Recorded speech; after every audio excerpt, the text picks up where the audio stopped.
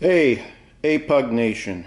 Per the user's request here, I'm going to, rather than take a still of the setup of the Hosemaster turbo filter that I procured earlier this year, I'm just going to do a quick video.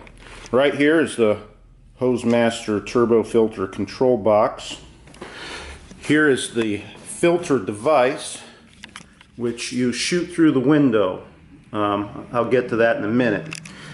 The turbo filter has 3 PC outlets. This is an older one. They made one, a second generation that used the radio slaves of some sort. There are 3 ports here. One is synced with a clear quadrant, which I think you can see here. The disc is spun up right now with a clear quadrant and one of the more diffuse ones, and I should say quadrant loosely. There's 3, so I guess I don't know what the word is for 3 of something, tertiary something. Second one, you sync your monolight, and by the way, this only works with monolight strobes or individual power packs, because you have to pulse each strobe in synchronization with the diffusion patterns on that disc. And then the third one is heavy diffusion. And right now I've got this set up. I've got one of my White Lightning monolights, which White Lightning's always served me well. I've looked at the fancier lights and wanted the fancier lights, but this stuff just works. This one is set up with medium diffusion, kicking into the little alligator and lighting that plant. The far light is not hooked up to diffusion, at least in the photograph I posted, lighting the airplane.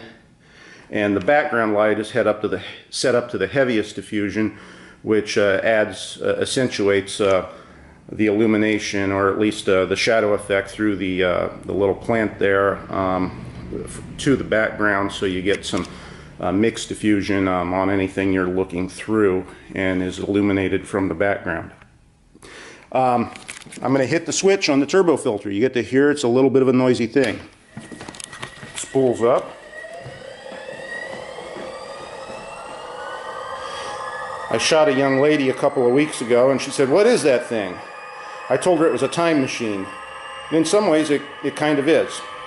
I'm just going to fire my camera here. I don't think the video, you sync the camera at about 1/30th of a second. I do not have the instructions to the original turbo filter, so I've kind of had to re-familiarize myself. I used these in the 90s a couple of times for some shoots I did for Purdue University. It was pretty popular equipment in the 90s, and I rented one from Calumet a couple of times. Here, I'm going to fire off a frame, and perhaps you'll be able to see. I'll aim it through the thing here. You can see the strobes oscillate. Oops. Of course, sync. There we go.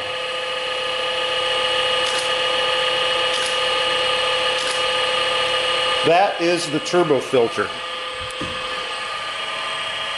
And one thing you want to realize, if you get too close to the turbo filter spinning, your lens will put a permanent mark in that filter.